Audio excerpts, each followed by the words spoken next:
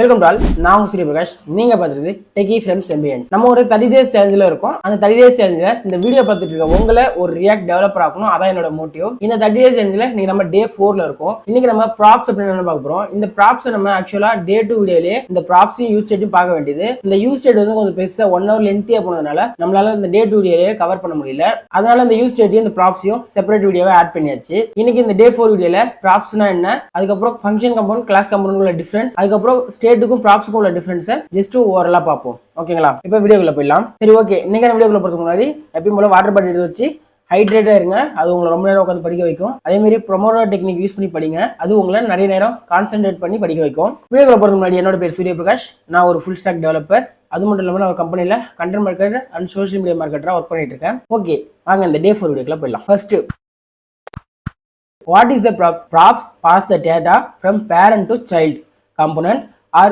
read only. அதாவது ப்ராப்ஸ்ன்றது ஒரு parcel மாதிரி, டேட்டா பார்சல் மாதிரி. இதை பேரண்ட் கம்பவுண்ட்ல இருந்து சைல்டு கம்பவுண்ட் கொண்டு போய் கொடுக்கும். அதை ரீட் மட்டும் தான் பண்ண முடியும், மாடிஃபை பண்ண முடியாது. Why use props? Component reuse. அதாவது நம்ம கிளாஸ் காம்போனன்ட் எக்ஸாம்பிள்ல இந்த மாதிரி ஒரு கார்டு எக்ஸாம்பிள் பார்த்துருப்போம் இல்லைங்களா?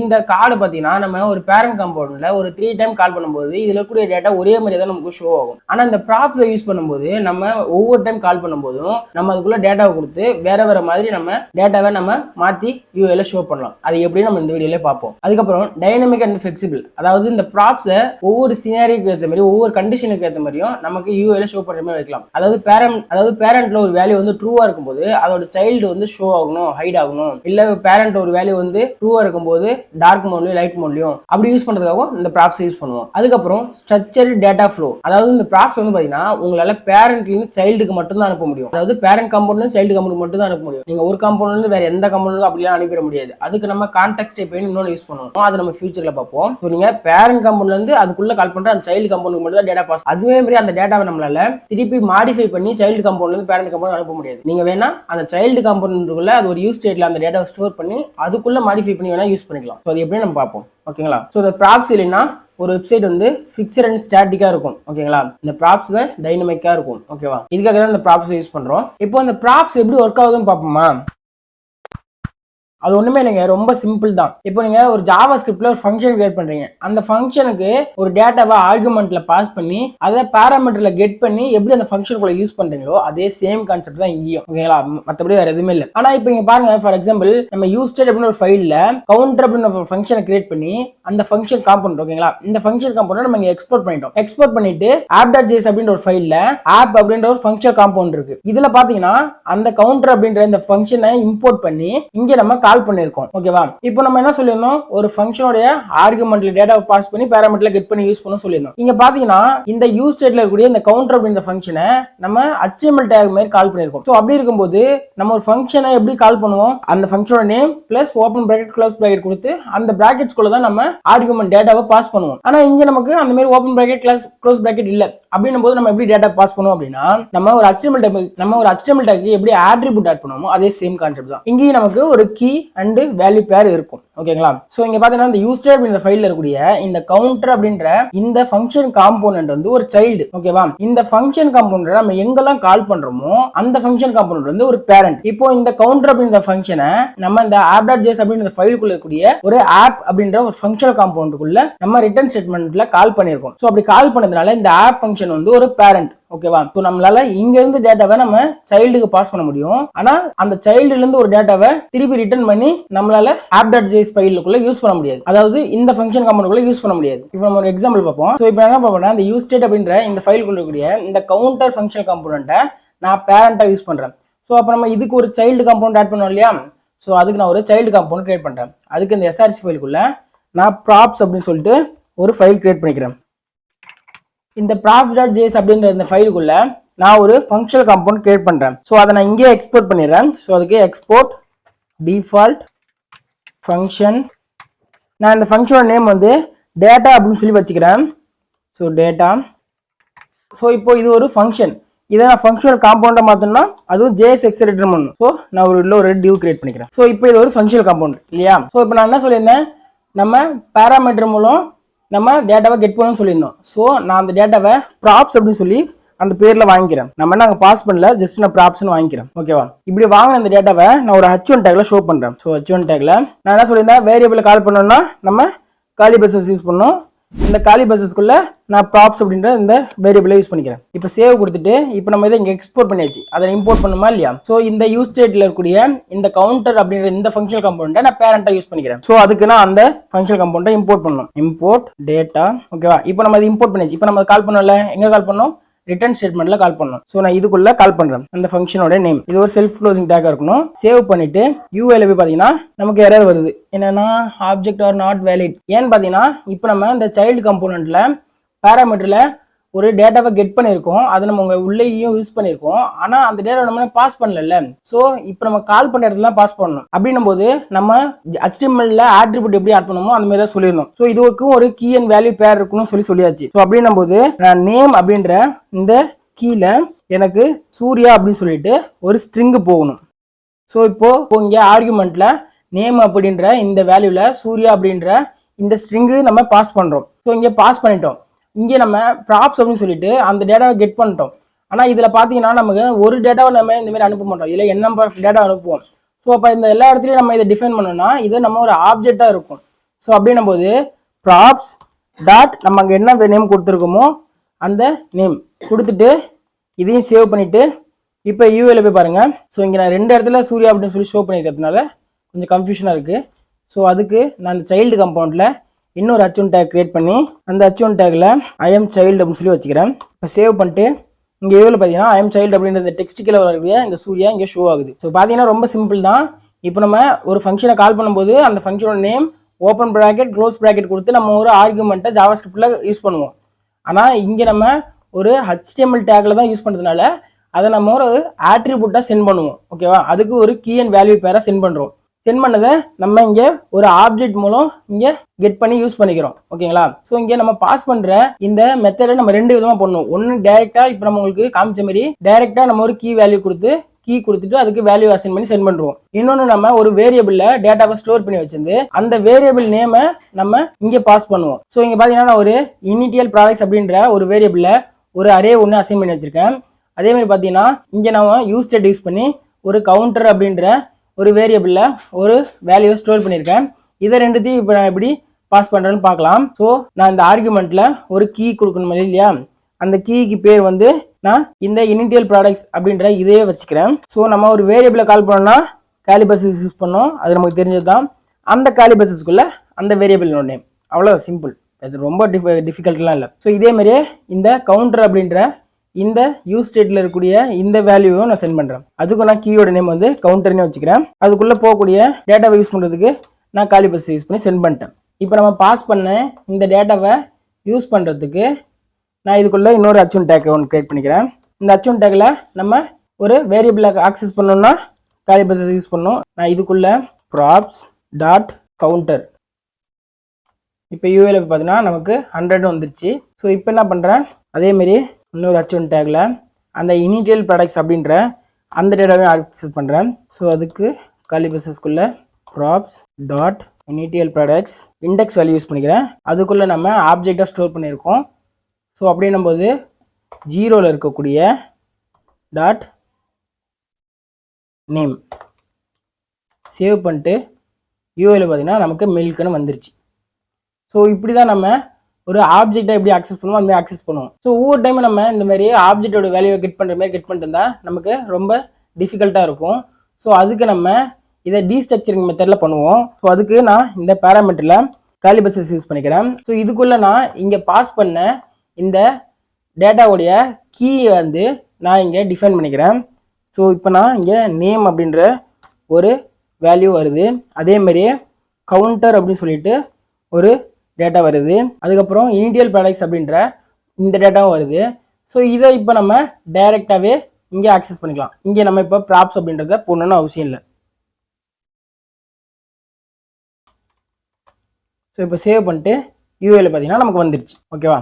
இப்படி தான் ஒர்க் ஆகும். ஸோ இப்படி தான் நம்ம ப்ராப்ஸை டேட்டாவை பேரண்ட் காம்பவுண்ட்லேருந்து சென்ட் பண்ணி இதை நம்ம இங்கே பேராமீட்டர் மூலம் கெட் பண்ணி யூஸ் பண்ணுவோம். ஸோ இதில் நம்ம என்னென்ன டேட்டா அனுப்பலாம்னா ஆப்வியஸ்லி நமக்கு தெரிஞ்சது தான். ஒரு ஃபங்க்ஷனோட ஆர்குமெண்ட்டில் நம்ம எல்லா டேட்டாவும் அனுப்பலாம். ஈவன் ஒரு ஃபங்க்ஷனே கூட அனுப்பி அதை நம்ம அந்த ஃபங்க்ஷனுக்குள்ளே நம்ம ஆக்சஸ் பண்ண முடியும்.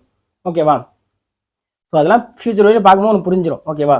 இப்போ நான் பார்த்தீங்கன்னா இந்த ப்ராப்ஸ் அப்படின்ற இந்த ஃபைலுக்குள்ள நான் டேட்டா அப்படின்ற இந்த ஃபங்க்ஷனல் காம்பவுண்டுக்குள்ள நான் ஒரு கார்டு ஒன்று கிரியேட் பண்ணியிருக்கேன்.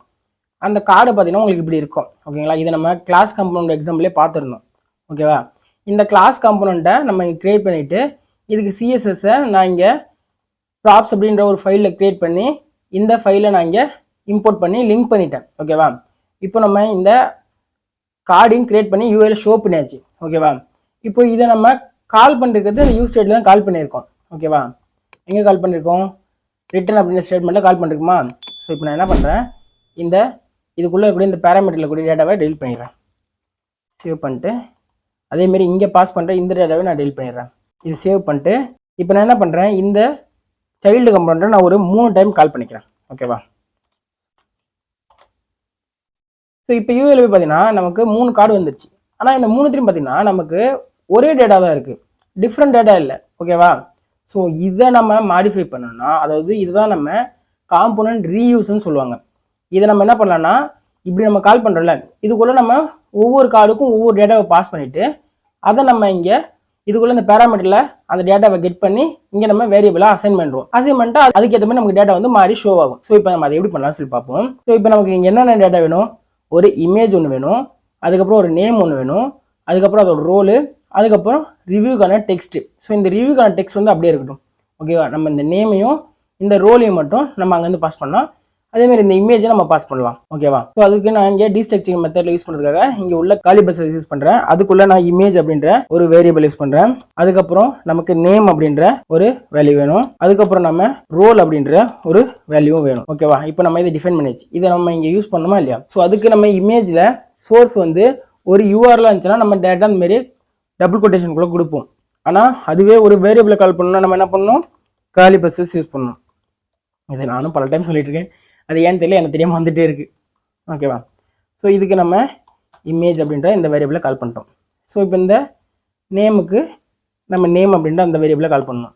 ரோலுக்கும் ரோல் அப்படின்ற வேரியபிளை கால் பண்ணணும். ஸோ இப்போ இங்கே நம்ம பேராமீட்டரில் டேட்டாவை கெட் பண்ணி அதை நம்ம இங்கே உள்ள ஆக்சஸும் பண்ணியாச்சு. ஆனால் இப்போ நம்ம அந்த டேட்டாவை பாஸ் பண்ணணுமா இல்லையா? ஸோ அதுக்கு நான் இமேஜ் அப்படின்ற ஒரு கீழே நான் ஒரு இமேஜுக்கான யூஆர்எல்லாம் அனுப்புகிறேன். ஓகேவா? இந்த யூஆர்எல் நான் ஆன்லைன்லேருந்து எடுத்தது தான். ஓகேங்களா? ஜஸ்ட் நீங்கள் போய் ப்ரொஃபைல்னு சொல்லி ஒரு இமேஜில் கிளிக் பண்ணிவிட்டு அந்த இமேஜோடைய யூஆர்எல் இங்கே காப்பி பண்ணிக்கோங்க. காப்பி பண்ணிவிட்டு இங்கே நம்ம இந்த மாதிரி ஒரு காலி பஸ்ஸஸ்க்குள்ளே ஒரு ஸ்ட்ரிங்காக பாஸ் பண்ணிடுங்க. ஓகேவா? ஸோ அதுக்கப்புறம் இதுக்கு ஒரு நேமும் ஒரு வேல்யூ வேணும்ல. ஸோ நேம் அப்படின்ற இந்த கீழே நான் சூர்யா அப்படின்ற ஒரு ஸ்ட்ரிங்கை சென்ட் பண்ணுறேன். இதுக்கப்புறம் ரோல் அப்படின்ற ஒரு கீழே நான் டெவலப்பர் அப்படின்னு சொல்லி ஒரு ஸ்ட்ரிங்கை அனுப்புகிறேன். ஸோ இப்போ சேவ் பண்ணிட்டு நம்ம யூஎல்பி பார்த்தீங்கன்னா நமக்கு இங்கே சேஞ்ச் ஆகிருக்கும். ஓகேவா? ஸோ இதே மாதிரி நான் பண்ணுறேன், இந்த இன்னும் இருக்க இந்த 2 டைம் கால் பண்ணிருக்கக்கூடிய இந்த டேக்குள்ளேயும் நான் ஒரு ஆட்ரிபியூட்டை சென்ட் பண்ணிக்கிறேன் இதே மாதிரி. ஸோ அதுக்கு நான் இதை காப்பி பண்ணிக்கிறேன். அப்படியே டிலீட் பண்ணிவிட்டு Ctrl+L இதை 3 டைம் காப்பி எடுத்துக்கிறேன். இப்போ நான் இங்கே என்ன பண்ண போகிறேன், இந்த இமேஜுக்கு பதில்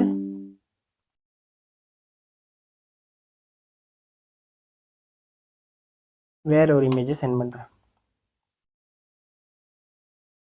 இந்த நேமுக்கு பதில் வேற ஒரு நேம் பாஸ் பண்ணுறேன். இது ஸோ இப்போது சேவ் பண்ணிட்டு யூஎல்பி பார்த்தீங்கன்னா நமக்கு இங்கே ப்ரொஃபைல் சேஞ்ச் ஆயிடுச்சு, இங்கேயும் சேஞ்ச் ஆயிடுச்சு.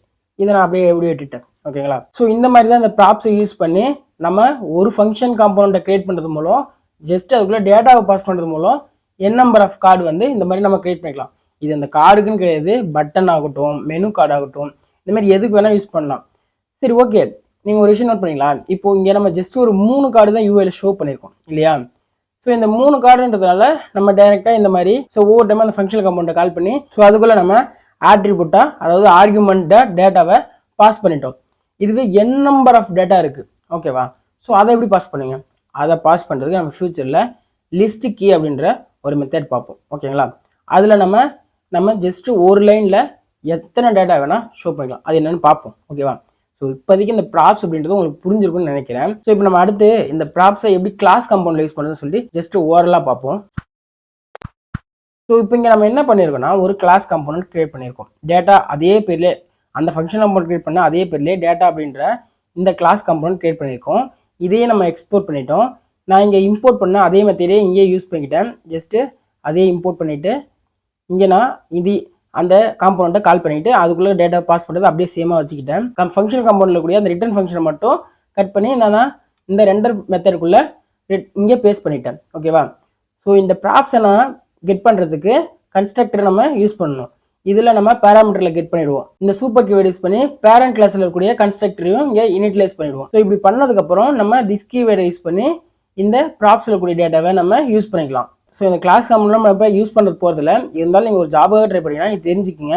நான் அதனால உங்களுக்கு ஜஸ்ட் ஓவராலாக சொல்லியிருக்கேன். இதை நீங்கள் ட்ரை பண்ணி பாருங்கள், உங்களுக்கு சிம்பிளாகவே புரிஞ்சிடும். நீங்கள் ஒரு 2-3 டைம் ட்ரை பண்ணி பார்த்தாலே உங்களுக்கு புரிஞ்சிடும். ஓகேவா? இவ்வளோதான், எல்லாம் சிம்பிள். ஸோ பார்த்தீங்கன்னா இதான் இந்த ப்ராப்ஸ்க்கான சின்டாக்ஸ். இங்கே பாருங்கள், நம்ம ஒரு ஃபங்க்ஷனை இப்படி தான் ஒரு பேரண்ட் காம்பவுண்டில் கால் பண்ணுவோம். அந்த கால் பண்ணுற இந்த ஃபங்க்ஷனுக்குள்ளே ஒரு டேட்டாவை பாஸ் பண்ணுறதுக்கு நம்ம ஒரு கீ அண்ட் வேல்யூ பேராக சென்ட் பண்ணுவோம். இதை நம்ம ஆப்ஜெக்டை இங்கே கெட் பண்ணி அந்த ஆப்ஜெக்டோட கீயை ஆக்சஸ் பண்ணுற மாதிரி ஆக்சஸ் பண்ணுவோம். இதை நம்ம டீஸ்ட்ரக்சரிங் மெத்தட்லையும் பண்ணுவோம். அதையும் எப்படி சொல்லி பார்த்தாச்சு. ஓகேங்களா? So when to use props, நமக்கு எப்போ ஒரு டேட்டாவை பேரண்ட் காம்பவுண்ட்லேருந்து சைல்டு காம்பவுண்ட்க்கு ஷேர் பண்ணணுமோ அப்பெல்லாம் இந்த ப்ராப்ஸ் நம்ம யூஸ் பண்ணுவோம். அவ்வளோதான். ஓகேவா? அடுத்து ரீயூசபிள். ஒரு காம்பவுண்ட்டை கிரியேட் பண்ணிட்டோம். அந்த காம்பவுண்ட்டை நம்ம எத்தனை டைம் வேணால் கால் பண்ணி ஜஸ்ட் அதுக்குள்ள டேட்டாவை மாற்றுறது மூலம் நம்ம அதை ரீயூஸ் பண்ணிக்கலாம். ஸோ ஒரு பட்டனை ஒரு ஃபங்க்ஷன் காம்பவுண்ட் கிரியேட் பண்ணிட்டு அந்த பட்டனுக்கான நேமை நம்ம ஜஸ்ட் ஒரு ப்ராப்ஸை சென்ட் பண்ணுறது மூலம் அந்த பட்டனோட நேமை சேஞ்ச் பண்ணி நம்ம யூஸ் பண்ணிக்கலாம். அதே மாதிரி இப்போ நம்ம பார்த்த ஒரு கார்டை டிசைன் பண்ணிட்டு அந்த கார்டுக்கான டேட்டாவை மட்டும் மாடிஃபை பண்ணி நம்ம எத்தனை டைம் வேணால் ரீயூஸ் பண்ணிக்கலாம். இந்த ஞாபகம் அது சேம் தான். ஓகேவா? இந்த ப்ராப்ஸ் நம்ம எங்க யூஸ் பண்ணோம்னா இப்போ உங்களுக்கு டிஸ்பிளேல தெரியக்கூடிய ஒரு யூசர் நேம், கலர் சேஞ்ச் பண்ணுறதுக்கு ஒரு ஃபங்க்ஷனே அனுப்புவோம். True R falls, image URL, இந்த மாதிரி எதை வேணால் நம்ம இந்த ப்ராப்ஸில் சென்ட் பண்ணுவோம். ஸோ இது நீங்கள் ரியல் லைஃப்பில் ஒர்க் அவுட் பண்ணி பார்க்கும்போது தான் அதோட யூஸ் கேஸ் நமக்கு ஒன்று தான் புரியும். ஸோ நமக்கு இப்போ பேசிக் தான் புரிஞ்சிருக்கு. நம்ம ஃபியூச்சரில் ஒர்க் அவுட் பண்ணி ஒவ்வொரு ரியல் வேர்ல்டு ப்ராஜெக்டில் யூஸ் பண்ணும்போது தான் அதோடைய அண்டர்ஸ்டாண்டிங் உங்களுக்கு இன்னும் சூப்பராக வரும். இப்போதைக்கு ஒரு டேட்டாவை எப்படி சென்ட் பண்ணுறது, அதை எப்படி கெட் பண்ணுறது மட்டும் புரிஞ்சுக்கங்க, அது போதும். நம்ம ஃபியூச்சர் வீடியோ பார்த்து ஒரு ரியல் வேர்ல்டு ப்ராஜெக்ட்லாம் கிரியேட் பண்ணுவோம். அதை கிரியேட் பண்ணும்போது உங்களுக்கு இன்னும் சூப்பராக புரிஞ்சிடும். ஸோ இந்த ப்ராப்ஸோட ஃப்ளோ வந்து ஒன் வே தான். பேரண்ட்லேருந்து சைல்டு மட்டும் தான் அனுப்ப முடியும். அந்த சைல்டுலேருந்து கிராண்ட் சைல்டுக்கு அனுப்பலாம். அதாவது இன்னொரு காம்பவுண்ட் கிரியேட் பண்ணி அதுக்கு அனுப்பலாம். ஆனால் உங்களால் இந்த ரிவர்ஸில் சைல்டுலேருந்து பேரண்ட்டுக்கோ இல்லை கிராண்ட் சைல்டுலேருந்து சைல்டுக்கோ அனுப்ப அப்படிலாம் முடியாது. ஓகேங்களா? இதுக்கப்புறம் இந்த ப்ராப்ஸ்ல பிகினர் செய்யற மிஸ்டேக். ஸோ இப்போ நம்ம ஒரு டேட்டாவை சென்ட் பண்ணிட்டோம், ஆர்குமெண்டா சென்ட் பண்றோம். சென்ட் பண்ணதுக்கு அப்புறம் இங்கே நம்ம கெட் பண்ணிட்டு அங்க வந்து அதுக்கு ஒரு நியூ வேல்யூ அசைன் பண்றது. அப்படி அசைன் பண்ண முடியாது. அசைன் பண்ணாலும் பேரண்ட் காம்பவுண்ட்ல இருக்கிற அந்த டேட்டால எந்த ஒரு சேஞ்சஸும் நடக்காது. இது ஒரு ஒன் வே கம்யூனிகேஷன். ஓகேங்களா? ரெண்டாவது பார்த்தீங்கன்னா ப்ராப்ஸை சென்ட் பண்றதுக்கு ஃபர்கெட் பண்றது. அதாவது சைல்டுல பேராமீட்டர்ல நம்ம அந்த ப்ராப்ஸை யூஸ் பண்ணி நம்ம உள்ளே ஆக்சஸ் பண்ணிடுவோம். ஆனா இங்க நம்ம கால் பண்ற இடத்துல எந்த ஒரு டேட்டாவும் பாஸ் பண்ணிருக்க மாட்டோம். இதனாலே நமக்கு எரர் வரும். ஓகேங்களா? அடுத்து பாத்தீங்கன்னா நம்ம பேராமீட்டர்ல இந்த ப்ராப்ஸை கெட் பண்ணி யூஸ் பண்ணும்போது ஜஸ்ட் ஒரு கீவேர்டை யூஸ் பண்ணி அதை நம்ம ஆப்ஜெக்டோட கீயை எப்படி ஆக்சஸ் பண்ணுவோமோ அந்த மாதிரி ஆக்சஸ் பண்றது. இது ஒரு பேட் பிராக்டிஸ். இதை நம்ம எப்பயுமே டீஸ்ட்ரக்சரிங் மெத்தட்ல தான் கெட் பண்ணுவோம். அது எப்படின்னா நம்ம உங்களுக்கு காமிச்ச மாதிரி தான். நம்ம இந்த பேராமீட்டர்ல ஒரு காலிபர்ஸ் யூஸ் பண்ணி நம்ம பாஸ் பண்ணக்கூடிய அந்த டேட்டாவை எல்லாத்தையும் அந்த கீ நேமை யூஸ் பண்ணி நம்ம இங்கே ஆக்சஸ் பண்ணுவோம். ஸோ இந்த மாதிரி யூஸ் பண்ணுங்க. இதை நம்ம டீஸ்ட்ரக்சரிங் மெத்தட்ல யூஸ் பண்ணுவோம். கிளியரா இருக்கும் கோட் அண்டர்ஸ்டாண்ட் பண்றதுக்கு. ஓகேங்களா? ஸோ இதுதான் பிகினர் செய்யற மிஸ்டேக்ஸ். ஸோ சிம்பிளா சொன்னா React is a JavaScript library for building user interface. Props pass the data from parent to child component. Props are read only and can't be modified by the child component. அதாவது நீங்க இந்த props மூலம் send பண்ணக்கூடிய டேட்டாவை child compound உங்களால use பண்ண முடியும். அதை உங்களால மாடிஃபை பண்ணி திருப்பி உங்களுக்கு பேரண்ட் காம்பவுண்ட்ல அனுப்ப முடியாது. ஆனா நீங்க அந்த டேட்டாவை ஒரு யூஸ் ஸ்டேட் யூஸ் பண்ணி உங்க சைல்டு காம்பவுண்ட்ல ஸ்டோர் பண்ணிட்டு அந்த சைல்டு காம்பவுண்டுக்குள்ள மாடிஃபை பண்ணி யூஸ் பண்ணிக்கலாம். ஆனா அதை உங்களால ரிட்டர்ன் பேரண்ட் காம்பவுண்ட் சென்ட் பண்ண முடியாது. இந்த ப்ராப்ஸ் இருந்தா ஒரு காம்பவுண்டா நம்ம ரீயூஸ் பண்ணிக்கலாம். அதே மாதிரி நமக்கு வெப்சைட் பாத்தீங்கன்னா டைனமிக்கா இருக்கும். ஒரு சிம்பிள் ஒரு கிளிக் பண்றது மூலம் நமக்கு ஒரு ஆக்ஷன்ஸ் நடக்கும். ஸோ அதுக்கு தான் இந்த ப்ராப்ஸ் யூஸ் பண்ணுவோம். ஸோ உங்களுக்கு இப்போ ஃபங்க்ஷனல் காம்பவுண்ட்னா என்ன, கிளாஸ் காம்பவுண்ட்னா என்ன, ப்ராப்ஸ்னா என்ன, ஸ்டேட்னா என்ன, இது இந்த 4 பேசிக்கும் உங்களுக்கு புரிஞ்சிருக்குன்னு நினைக்கிறேன். புரியலாம் கமெண்ட் பண்ணுங்க, என்ன புரியலன்னு சொல்லுங்க. நான் அதுக்கான வீடியோவை திருப்பி போட ட்ரை பண்ணுறேன். நான் இந்த 4 கான்செப்டையும் டே டு வீடியோவில் கவர் பண்ணணும்னு நினச்சேன். ஏன்னா இந்த 4 கான்செப்ட் தெரிஞ்சாலே ஒரு போர்ட்ஃபோலியோ வெப்சைட் ரியாக்ட் யூஸ் பண்ணி நம்மளால கிரியேட் பண்ணுற முடியும்.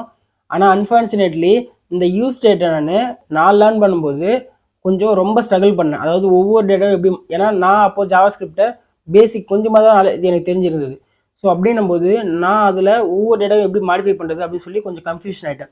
ஸோ அது மாதிரி கற்றுக்கிற நீங்கள் ஆகிடக்கூடாது அப்படின்னு சொல்லிட்டு தான் ஒவ்வொரு டேட்டாவையும் யூஸ் பண்ணி எப்படி மாடிஃபை பண்ணுறது, ரிமூவ் பண்ணுறது அப்படின்னு சொல்லி ஃபுல் டீட்டெயிலாக சொல்ல வேண்டியதாக போச்சு. அப்படி சொல்லும்போது அந்த யூஸ் ஸ்டேட் மட்டும் ஒரு 1 hour லென்த்தாக போயிடுச்சு. ஸோ அதனால் இந்த 4 கான்செப்டையும் என்னால் ஒரே வீடியோவில் ஆட் பண்ண முடியல. அப்படி ஆட் பண்ணியிருந்தா இது கிட்டத்தட்ட ஒரு 2 hours வீடியோ போயிருக்கும். ஸோ அதனால தான் இது ஸ்ப்ளிட் பண்ணி ஃபங்க்ஷனல் கம்பவுண்ட், கிளாஸ் கம்பவுண்டை டே 2 வீடியோவும், யூஸ் டேட்டை டே 3 வீடியோவும், ஸோ இந்த ப்ராப்ஸை டே 4 வீடியோவும் ஆட் பண்ணியிருக்கேன். ஸோ ஓவராலாக இப்போதைக்கு நான் அப்லோட் பண்ணியிருக்கேன். இந்த 4 வீடியோ நீங்கள் பார்த்தாலே போதும், இந்த ரியாக்ட் யூஸ் பண்ணி கன்ஃபார்ம் உங்களால் ஒரு போர்ட்ஃபோலியோ வெப்சைட் கிரியேட் பண்ண முடியும். சரி, ஓகே, அடுத்து நம்ம டே 5 வீடியோவில் பார்ப்போம். பை.